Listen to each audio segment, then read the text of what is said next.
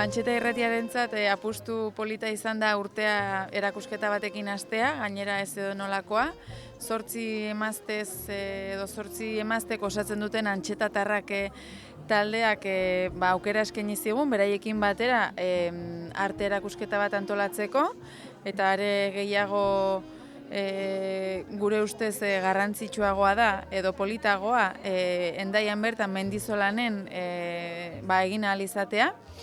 Eta iruditzen zaigu irrati elkarte bezala, alde batetik artearen divulgazioan eta emakume artisten erreferentzialtasunean badugula zer egin. Beraz, Hendaian hasi da, hemen egongo da aste batzuk Mendizolanen, baina aurrerago ibiltari bilaka daitekeen erakusketa bat da. Nere lupa basoetan jartzen dut.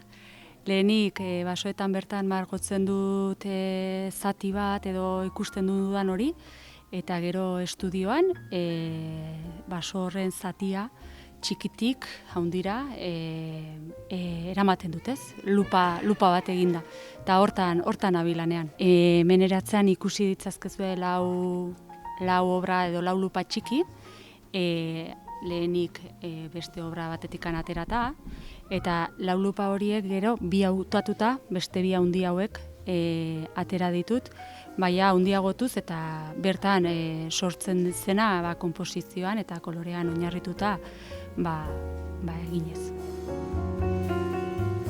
Oraingo honetan nik ekarri dut ber proiektua 10 urtetan dago garatuta, beraz proiektu oso zabala da, eta horrela zerbait motz kontatzeagatik luparen inguruan, kontatuko nuke hemen atzean dauzkagun kuadroak, hor ikusi daiteke konposizio bat egina nire aurreko lanarekin.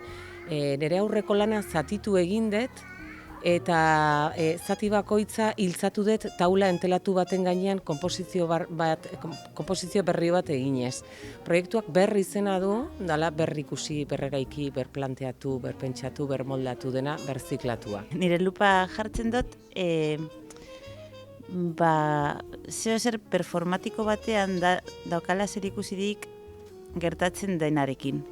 Hau da, normalian eramaten ditut, normalian modeluak edo erretratuak lagunak izaten dira, eta maskarak edo eskulturaren bidez edo sortzen dira pertsonaiak. Orduan lupa hor bertan jartzen dut, como nun gertatzen den horretan. Alde batetik, ekarri dut eskultura bat justo dala kapela erabili dudana pertsonai bat sortzeko, eta eskultura ikusten da bai pinturan bai irudimentzioan. Eta gero beste aldetik, beste pertsonaia, dala Bardenaseko basamortuan egindako autorretratua. Nire lupa da gehien bat hori, ez? Osotasun batetik elementu batzuk hartzea, eta nolabai beraie bilakatu protagonistak. Protagonista irudi batekoak. Izan daitezke irudi osoagoa, basoa udazkenean nola bilusten eta estrukturak agertzen diren, edo izan daitezke beste detaile batzuk, ez? Igual lore bat bera bakarrik, edo, hor dago lupa, ez? Nolabai basotizoa zenean osotasun batean geratzen diren gauzak, bihurtzea momentu batez, gelditu zaitez eta begira zazu osotasun horretan zenbat gauza txiki edo zenbat elementu dauden.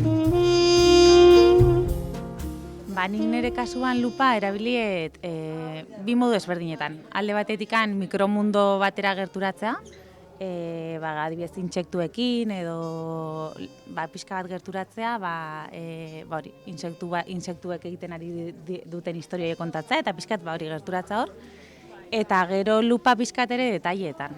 Azkenean nik ilustrazioa lana egiten dut, eta pixkat gerturatzea bertan kontatzen den historiaren barruan dauden detaile ezberdinak, ez? Historia ezberdinak, historia baten barruan ere daudenak, ez? Liburuentzako ilustrazioak egiten ditut, eta orduan ekarri ditut liburu batzuk, eta gero ekarri ditut obra batzuek zuek aurretik ere Antxeta irratian egin zenituzten, Larraitzekin komentatu zenituzten obretako bi ekarri ditut, eta gero beste batzuk.